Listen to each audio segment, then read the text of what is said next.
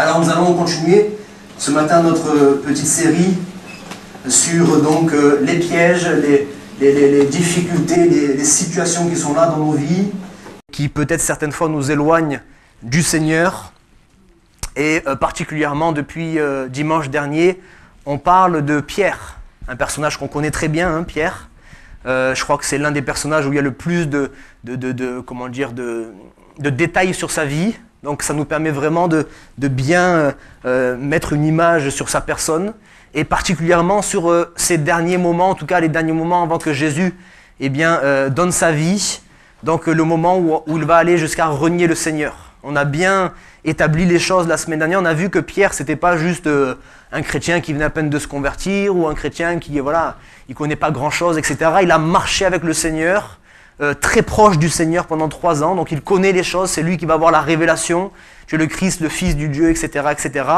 Et on va voir que malgré tout ça, il va aller jusqu'à renier le Seigneur. Et j'insiste encore, on n'est pas en train de lui jeter la pierre, mais c'est pour ça que j'aime la Bible. Vous savez pourquoi j'aime la Bible? Parce que la Bible, c'est la parole de Dieu. Et Dieu aurait pu montrer que les bons côtés. N'est-ce pas que si nous, on voulait faire des adeptes, on allait montrer que les bons côtés. Quand on veut convaincre quelqu'un, on montre que les bons côtés. N'est-ce pas? Ça me fait penser aussi au diable qui en plus a menti, mais il a dit non, quand tu vas prendre le fruit là, tu vas pas mourir, tu vas devenir comme Dieu. D'une, c'était un mensonge et il voulait montrer que le bon côté. Mais Dieu, lui, dans sa parole, il a voulu nous montrer les victoires, mais aussi les défaites. Il a voulu montrer les points forts des hommes, mais aussi les points faibles des hommes. Il a voulu montrer vraiment les meilleurs moments de certaines personnes et puis les pires moments. Dieu ne veut pas nous tromper. Dieu nous montre dans sa parole toutes ces choses et je crois que s'il nous montre ces choses, et particulièrement ce passage de la vie de Pierre, où Pierre va aller jusqu'à renier le Seigneur, je crois que si c'est dans notre Bible, ce n'est pas par hasard. Et je crois que si c'est là, c'est parce que le Seigneur veut nous avertir de certains dangers. Et puis, il veut éviter tout simplement qu'on puisse tomber dans certains pièges, n'est-ce pas? Alors, ne soyons pas insensés en fermant les yeux sur cela. On voudrait regarder que le bon côté de Pierre, parce qu'il y a eu des très bons côtés. Hein. On a Pierre qui marche sur les eaux, on a Pierre justement qui a la révélation, on a Pierre qui parle à la Pentecôte et 3000 âmes se convertir. On a beaucoup de choses. Mais on veut aussi voir les moments plus difficiles de Pierre. Essayer de comprendre comment ces choses sont arrivées, telle sorte que nous, on évite de retomber dans les mêmes pièges. Je disais au début de cette série, frères et sœurs, nous sommes la génération qui ont le moins d'excuses. Nous avons le Saint-Esprit qui est venu pour nous accompagner, pour nous révéler la vérité, pour nous rappeler les paroles de Jésus, pour nous conduire dans toute la vérité, etc., etc. Nous avons l'ensemble de la parole, c'est-à-dire qu'on ne peut pas dire, nous aujourd'hui, on attend d'autres révélations, on attend d'autres livres, etc. On a toute la parole. Et dans cette parole, justement, Dieu n'a pas oublié de nous montrer certaines choses pour qu'on puisse éviter de tomber dans ces pièges. Et c'est là la disposition de notre cœur dans cette étude, c'est de bien être capable de veiller chacun sur nos vies. Amen. Alors la semaine dernière, on a parlé de quelque chose qui s'appelle l'orgueil et qui peut certaines fois, pour certaines personnes, nous éloigner du Seigneur, en tout cas commencer à nous éloigner du Seigneur. On a vu que l'orgueil, ça vient sournoisement. Ça vient sournoisement. Et on a vu ensemble qu'il n'y a personne qui aime l'orgueil. Il n'y a personne qui aime les orgueilleux. On déteste tous les orgueilleux. Mais des fois, on oublie que c'est nous-mêmes qui avons de l'orgueil. On a vu ensemble qu'il c'était important d'être au clair avec ces choses. Il faut que je veille et il faut que je lutte contre l'orgueil. Il faut que je lutte contre la chair. Il faut que je sache que ça peut m'arriver à moi aussi. Parce que si je suis dans le déni, je ne vais pas voir ces choses. On a vu que l'orgueil peut à un moment donné me faire aller jusqu'à ne même plus écouter les paroles du Seigneur. Des fois, ça nous est arrivé. Heureusement, des fois, c'est pour des petites choses, ça n'avait pas trop de conséquences. Je le dis moi-même, ça m'est arrivé des fois dans ma vie, je savais que le Seigneur me parlait, mais j'ai quand même voulu. Je ne sais pas si ça arrivait à d'autres, peu importe, mais moi je sais que ça m'est arrivé. Et il faut qu'on fasse attention à ces choses-là. L'orgueil. L'orgueil, ça peut arriver aux autres, mais pas à moi.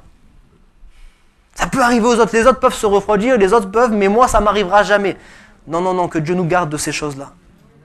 Parce que Pierre, effectivement, est un modèle, quand même. J'insiste sur ça. Si on avait pris l'exemple, je ne sais pas moi, d'un disciple qui sort de je ne sais où, qui a renié le Seigneur, on allait dire, bon, peut-être qu'il n'était pas vraiment affermi, mais c'est Pierre.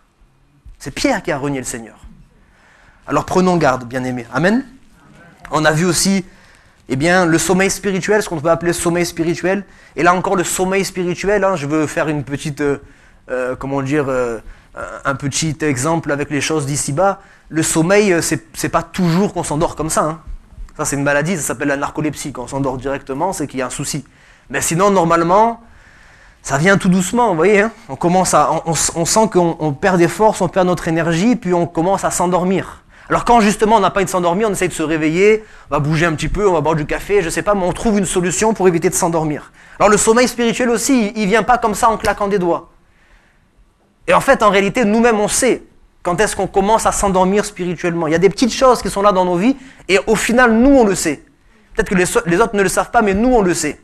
Et le sommeil spirituel, c'est là, et très souvent ça commence avec la vie de prière. C'est là où il faut qu'on fasse attention, c'est que je peux continuer à avoir un semblant de piété, un semblant de vie chrétienne. Je peux continuer à venir à l'église, je peux continuer à chanter des cantiques à la maison, je peux continuer à faire toutes sortes de choses.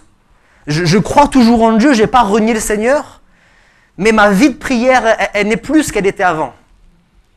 Et je sais parce que j'ai connu le Seigneur. Quand je dis je sais, chacun s'identifie. Je sais, j'ai eu des moments avec le Seigneur où j'étais vraiment dans sa présence et c'était vraiment, il y avait une communion qui était là. Je sais qu'aujourd'hui, c'est plus ça. Et là, c'est encore un voyant qui s'allume. Attention, je n'ai pas encore renié le Seigneur, c'est pas encore trop tard, c'est pas un point de non-retour, mais attention quand même. Attention quand même. Le sommeil spirituel dans notre propre vie. Parce que oui, avant d'aller jusqu'à renier le Seigneur, il y a des choses qui se font. Et voilà pourquoi je dis que l'exercice de la foi, on va dire la prière, l'étude de la parole, le jeûne et toutes ces choses ne sont pas un luxe, ne sont pas une option, ne sont pas juste un plus dans notre vie, c'est indispensable, c'est vital. Sans ça, je disais la semaine dernière que notre chair va reprendre le dessus. Et lorsque notre chair reprend le dessus, on est faible spirituellement. On n'a plus cette force pour résister à la tentation. En plus d'être faible spirituellement, c'est comme si on devient sourd et aveugle. On retrouve notre nature d'avant. C'est ça en fait. Avant que le Seigneur vienne se révéler à nous, on était sourd aux choses de Dieu, on était aveugle aux choses de Dieu. C'est l'Esprit qui nous a régénérés, qui nous permet de voir. Mais si à nouveau la chair reprend le dessus, à nouveau Dieu continue à parler. Vous savez que Dieu parle tout le temps, il ne nous abandonne pas lui. Il nous parle, mais des fois, on n'entend plus. Il nous parle, mais il nous montre certaines choses, mais des fois, on ne voit plus.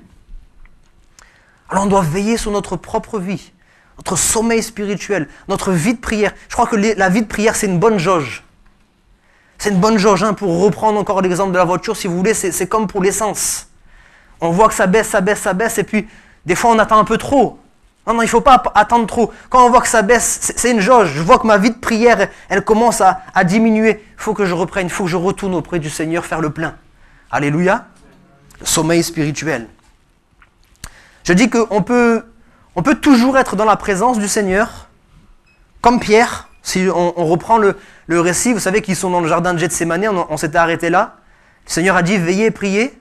Donc ils sont là, et quand on regarde les différents évangiles, on voit qu'en fait, il y avait certainement différents groupes. Okay, il y avait d'abord les 12 qui étaient à certains endroits, et encore une fois, les 3, Pierre, Jacques et Jean, avaient pu aller un peu plus loin avec le Seigneur. Et puis, donc là, il y avait les 3, et plus loin encore, il y avait Jésus. Mais en tout cas, ils étaient dans le même jardin. Ils étaient toujours dans la présence du Seigneur. On fait notre lien, on peut être toujours dans l'église, on peut être toujours là, dans la présence des frères et sœurs. Et pourtant, dans notre cœur, on sait que notre vie de prière, là, elle n'est plus là. Alors mon frère, ma sœur, je t'encourage ce matin, si tu te reconnais, si tu reconnais devant toi, et pas devant moi, ni devant les frères et sœurs, mais surtout devant le Seigneur, si tu reconnais que ta vie de prière, elle commence un petit peu à s'essouffler, là c'est le moment encore ce matin. C'est pas trop tard, alléluia. C'est le moment ce matin encore de dire, Seigneur, c'est vrai, c'est pas pour rien que ce matin j'entends ces choses. Il n'y a rien qui arrive par hasard, et Seigneur, ce matin encore, à travers des dons spirituels, on l'a entendu, mais à travers de la prédication de la parole, tu es en train de me rappeler à toi. Tu es en train de me dire, mon enfant, viens encore, je t'ai pas tourné le dos. Je n'ai pas retiré ma main est toujours tendue vers toi. Alors reviens au Seigneur dès ce matin. On va voir maintenant les conséquences que cela va avoir sur la suite des événements. Vous connaissez la suite des événements, des gardes vont venir, puisque Judas avait décidé en son cœur de trahir le Seigneur. Des gardes vont venir avec la personne de Judas, et puis ils vont commencer à venir pour arrêter le Seigneur. Alors regardez la différence entre Jésus et Pierre. Jésus, lui, venait de passer un temps dans la prière, un temps difficile, un temps d'agonie. Mais il avait, c'est vrai, peut-être à un moment donné, d'une certaine manière, lutté contre la volonté de Dieu. Et il a demandé, Seigneur, si cette coupe peut s'éloigner de moi, mais toutefois, non pas ma volonté, mais la tienne. Alors il va prier à 3 reprises. Hein. On voit qu'il y a un combat, on voit qu'il n'a pas accepté en claquant des doigts. Hein. Parce que ça, c'est important aussi. Juste pour une petite parenthèse, on partageait ensemble avec les pasteurs jeudi matin, on parlait de la vie de Paul. On voulait voir tous les petits détails dans le livre des Actes et dans les épîtres qui vont parler de Paul et en particulier du ministère, puisqu'on est entre pasteurs. Et à un moment donné, on voit vraiment des traits de caractère de Paul. On dit Paul, mais on dirait qu'il est invincible. Quand on lit les épîtres de Paul, on dit mais c'est un homme fort, on dirait qu'il n'est jamais ébranlé, et pourtant il en a vécu des choses, il fait le listing. Hein. Il dit j'ai été lapidé, j'ai été jeté en prison, j'ai été fouetté, j'ai été ci, j'ai été ça. Quand on lit, on a l'impression que ça va. À un moment donné, il va dire averti par l'Esprit que je serai lié à Jérusalem. Et quand on lit ce texte là, juste ça là, on a l'impression que même ça ne le dérange pas. Il dit je vais quand même à Jérusalem. Et des fois c'est frustrant hein, pour nous pasteurs, mais en tant que chrétiens, on se dit ouais mais c'est normal, c'est Paul, il est extraordinaire et il n'est pas comme nous. Puis juste après, là, toujours dans le même chapitre, juste après, il est dit que certains chrétiens là avaient reçu la même pensée. Eux aussi, ils ont reçu que Paul va être lié là-bas. Et les chrétiens, je ne sais pas si vous vous souvenez, à ce moment-là, ils vont dire à Paul, non, ne va pas là-bas. Vous vous souvenez? Il y a ce combat qui est là, non, ne va pas là-bas. Et Paul va leur dire, pourquoi me brisez-vous le cœur? Ça montre à ce moment-là que Paul, il est humain, il est comme nous. Même s'il a dit, j'y vais parce que je veux accepter la volonté de Dieu, il sait qu'il n'y va pas non plus en courant.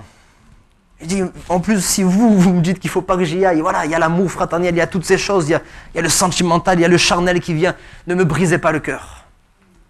Et puis Jésus, on voit la même chose, il a lutté. Alors qu'est-ce qui se passe? Puisqu'il a prié, il est bien disposé, il est bien éveillé, il est maître des événements, il est maître de ses paroles, il est maître de ses pensées, maître de ses actes. Et puis on voit Pierre. Pierre, excusez-moi l'expression, mais il sort du lit, il est dans le coltard, et il ne sait pas où il est. Il vient de se réveiller, il n'a pas veillé, c'est la chair qui a repris le dessus. Alors qu'est-ce qu'il va se faire? Puisque c'est la chair qui a repris le dessus, lui, au lieu d'accepter la volonté de Dieu, eh ben, il va réagir par la chair, il va réagir violemment, il va couper l'oreille du fameux Malchus, serviteur du souverain sacrificateur. On connaît ce récit. Hein? On voit la différence, on voit les conséquences de la vie de prière et la non-vie de prière. On voit 2 personnes, s'il y en a un qui devait se débattre et ne pas se laisser faire, c'est Jésus. Mais Jésus se laisse faire. Jésus sait que ces choses doivent arriver et il ne résiste pas aux gardes. Alors je crois que là, il y a certainement des choses à tirer comme leçon, quelques leçons à tirer. La première chose, c'est que quand on prie moins, quand on cesse de déposer nos sujets de prière devant le Seigneur, quand on cesse bien d'intercéder devant Dieu pour les soucis que nous traversons dans nos familles, dans l'église ou je ne sais quoi encore, dans notre travail, quand on cesse bien de placer toutes ces choses entre les mains du Seigneur, aux pieds du Seigneur, et qu'on commence à réagir les choses par nous-mêmes, on commence à faire les choses à la place de Dieu et très souvent on fait des erreurs. Vous l'avez aussi expérimenté certainement dans certains domaines de vos vies, où au lieu de laisser Dieu faire les choses, on a voulu prendre le contrôle. Et souvent, les choses se sont dégradées en fait. Et puis en plus de ne pas aider le Seigneur doit revenir derrière nous pour rattraper nos bêtises. Ben, c'est ce qui s'est passé pour Pierre.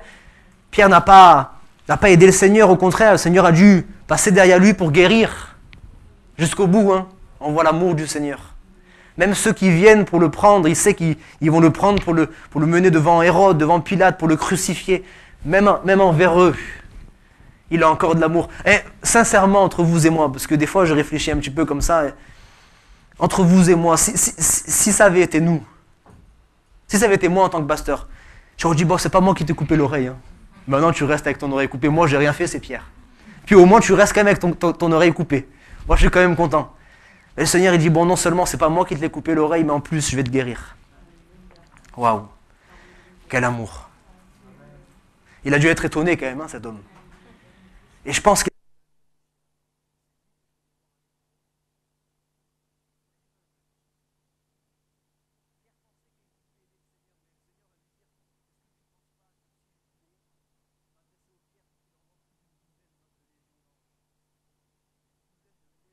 ça aurait été beau. Hein. Il a juste un mot à dire. Et cette petite garde de rien du tout, là, n'aurait pas fait le poids. Même si toute l'armée romaine, l'empire romain de l'époque, et d'ailleurs, c'est ce que les Juifs attendaient. Les Juifs attendaient que Jésus-Christ, le Messie, en tout cas que le Messie vienne pour délivrer de l'empire romain. Et il aurait pu le faire largement. Alors vraiment largement. Mais il a accepté la volonté de Dieu. Et je crois que là, il y a deux applications pour ce passage. D'abord, parler à nos jeunes frères et sœurs dans la foi. Parce qu'il y a des jeunes et il y a des moins jeunes dans la foi. Hein. Ok ? Alors, nos jeunes frères et sœurs, on sait très bien, on connaît la fougue qui anime ceux qui viennent de se convertir. On est passé par là. Hein. Hein, quand on est jeune dans la foi, on est plein de fougue. On veut évangéliser le monde entier. C'est très bien. On ne va pas vous refroidir, au contraire, c'est bien. Sauf que des fois, excusez-moi l'expression, mais on se casse un peu le nez. Parce qu'on veut témoigner autour de nous, et puis il y en a, j'en vois certains qui m'ont fait des retours, il y en a qui n'acceptent pas. Hein. Tout le monde ne partage pas notre foi. Nous-mêmes, il y a quelques temps en arrière, on ne la partageait pas cette foi. Mais maintenant, on veut que tout le monde l'accepte. Ça, c'est comme ça, hein, c'est l'homme. Alors on commence à témoigner à tout le monde, et puis il y en a qui, bon, juste ils répondent pas. Il y en a qui se moquent. Il y en a qui sont carrément virulents. Il y en a qui vont même jusqu'à insulter Dieu. Peut-être ça vous est arrivé. Et dans les premiers temps, qu'est-ce qu'on fait ? On veut se faire les défenseurs de Dieu. Oh, tu insultes pas mon Dieu. Hein. Et puis là, on perd toute notre sagesse. Ça faisait une demi-heure qu'on était en train de retracer tout l'évangile, l'amour de Dieu, la paix, la maîtrise de soi, etc. Il a fallu qu'il y ait une insulte et puis tout est tombé à l'eau. Puis maintenant, la personne nous regarde et dit, mais il est où ton amour là ? Elle est où ta paix ? Et là, on s'est dit, aïe, aïe, aïe, aïe, aïe. Ça nous est, je pense, pratiquement tous arrivé. Mais je crois qu'à un moment donné, il faut qu'on comprenne que le Seigneur, la personne que tu veux qu'elle se convertisse, la personne que tu aimes, là, que tu veux voir venir à Christ, lui, il veut encore plus la voir venir, et lui, il aime encore plus. Toi, tu commences à peine à travailler son cœur, mais le Seigneur, ça se trouve, ça fait déjà des années qu'il commence à travailler son cœur. Alors, soyons patients. Annonçons l'évangile et ayons de l'amour pour ces personnes, même ceux qui vont jusqu'à insulter notre Dieu. Ayons de l'amour pour eux, et disons, comme le Seigneur a dit, Seigneur, pardonne-leur parce qu'ils ne savent pas ce qu'ils font. Ils ne savent pas ce qu'ils font. S'ils savaient vraiment qui était Dieu, ils ne l'insulteraient pas. C'est parce qu'ils ne savent pas, ils sont aveuglés. Tout simplement. Alors Seigneur, ne leur impute pas ce péché. S'il te plaît. Et prions pour eux. Deuxième application, c'est peut-être pour les plus anciens. Là encore, où certaines fois, on veut prendre les choses en main. On voit des choses qui ne vont pas. Des fois dans nos familles. Encore une fois, dans l'église ou au travail, il y a plein de choses qu'on voit qui ne vont pas. Et des fois, on a raison. Je veux le dire, je veux insister sur ça. Des fois, il y a des choses qu'on voit. Et franchement, quand on fait la remarque, c'est vrai. Je le dis, hein, des fois, on vient me voir pour me dire, mais dans l'église, il y a ça. Oui, c'est vrai, je ne peux pas dire non. Dans l'église, il y a aussi ça. Oui, c'est vrai. Mais est-ce que c'est notre rôle après d'aller changer ces choses ? Des fois, là encore, je crois que ça part d'un bon sentiment. On veut que l'Église soit parfaite. On veut tous que l'Église soit parfaite. Mais comme je dis souvent, pour que l'Église soit parfaite, il faut d'abord que je travaille sur ma vie. Et puis que toi, tu travailles sur la tienne. Et si chacun travaille sur sa vie, l'Église va devenir parfaite. Mais moi, j'ai aucun pouvoir. J'arrive même pas à changer ma vie. Des fois, comment est-ce que je vais réussir à changer la tienne ? C'est pas vrai ce que je dis ? Alors, c'est vrai, il y a des raisonnements qui sont justes. Il y a des choses qu'on voit dans l'église qui sont peut-être pas toujours louables, qui glorifient pas toujours le Seigneur. Seulement juste une petite parenthèse, juste un petit conseil. Faites attention parce que dernièrement je parlais des stratégies de l'ennemi. Mais une des grandes stratégies de l'ennemi, c'est de faire une minorité une majorité. Et ça arrive tout le temps.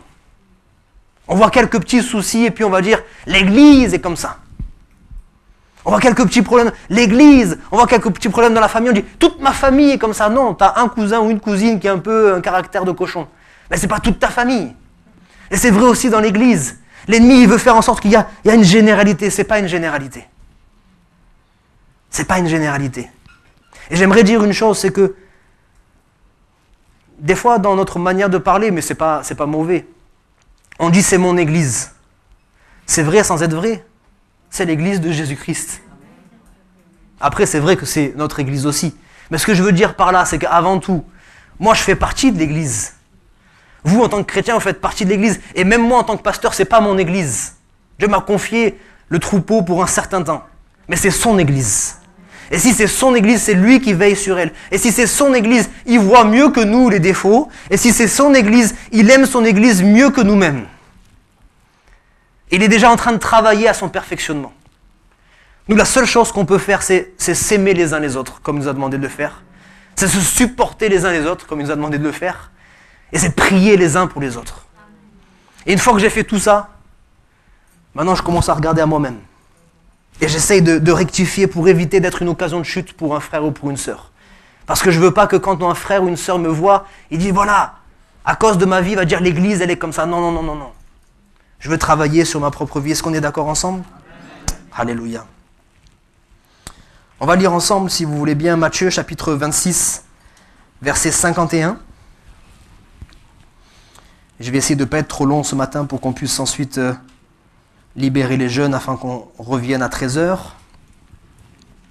Matthieu chapitre 26, verset 51.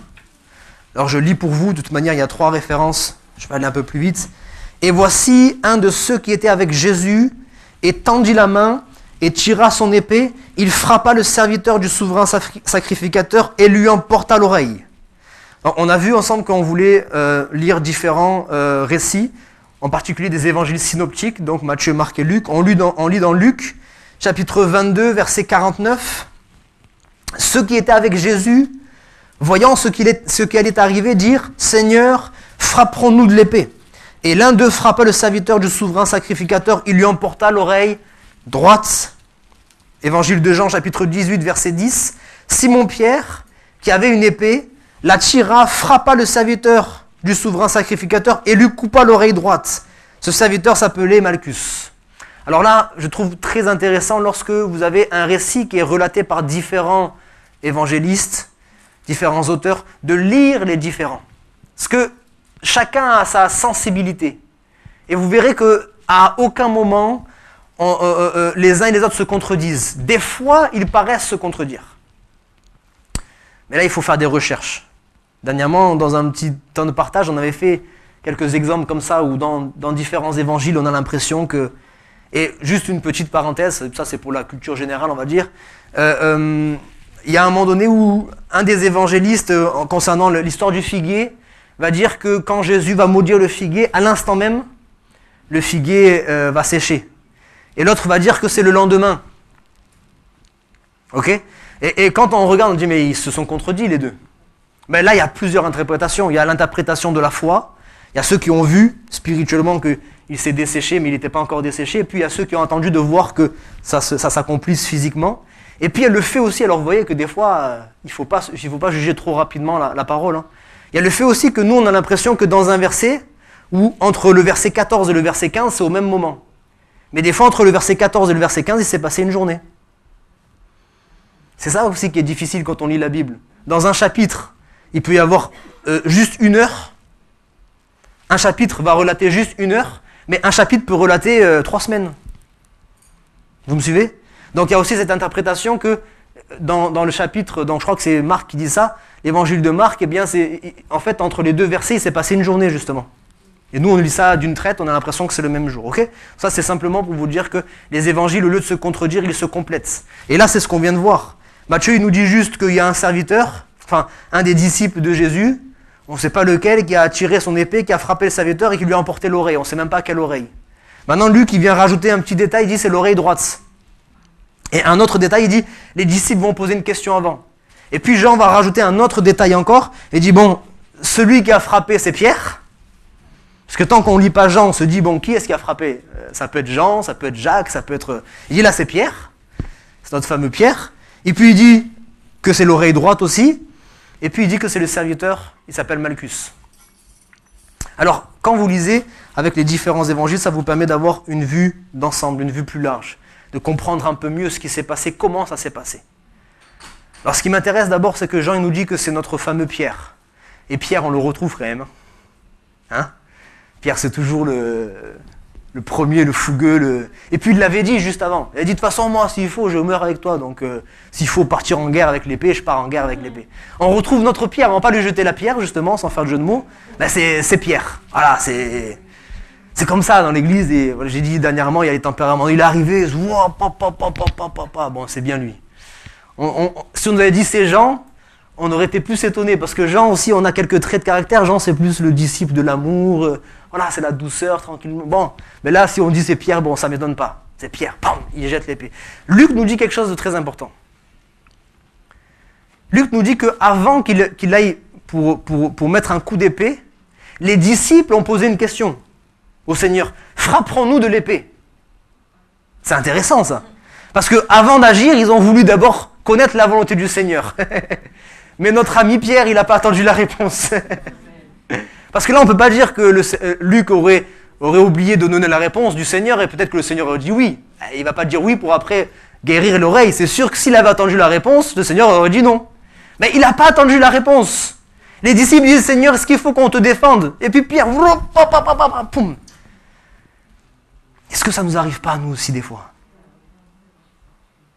On veut vraiment faire quelque chose. Par souci de sérieux, on fait quand même la prière. Seigneur, est-ce que je peux? Seigneur, est-ce que je prends cet emploi? Seigneur, est-ce que demain j'interviens là auprès de mon collègue de travail, tu sais, celui qui m'a fait du mal la semaine dernière, est-ce que je vais le voir pour régler les problèmes? Seigneur, est-ce que je me mets à mon compte? Seigneur, est-ce que je fais collaboration avec telle personne? Seigneur, est-ce que je déménage? Est-ce que je fais ci? Est-ce que je fais ça dans certains choix de nos vies? Et puis avant qu'ils répondent, on s'engage quand même. Et souvent là aussi, on a fait des expériences. C'est dit, qu'est-ce que j'ai pas fait? Parce que vous savez, tout est question d'interprétation et je termine avec ça. Tout est question d'interprétation. Tout. Si je veux entendre oui, même des non, je les entendrai oui. Si je veux entendre oui, même s'il n'y a jamais de oui, je vais les trouver les oui. Et si je veux entendre non, c'est la même chose, n'est-ce pas? On interprète comme on veut. Je disais dernièrement, une personne peut être éprouvée. Je parlais avec les frères et sœurs là dernièrement. Une personne peut être éprouvée. Disons Mireille par exemple. Mireille est éprouvée.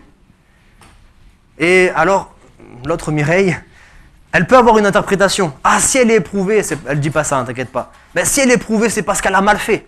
Et Dieu est en train de montrer que, voilà, t'es pas dans ses voies. Et c'est possible, certaines fois, Dieu, il nous laisse dans des situations pas très bonnes pour qu'on comprenne qu'il n'est pas avec nous. C'est vrai, hein?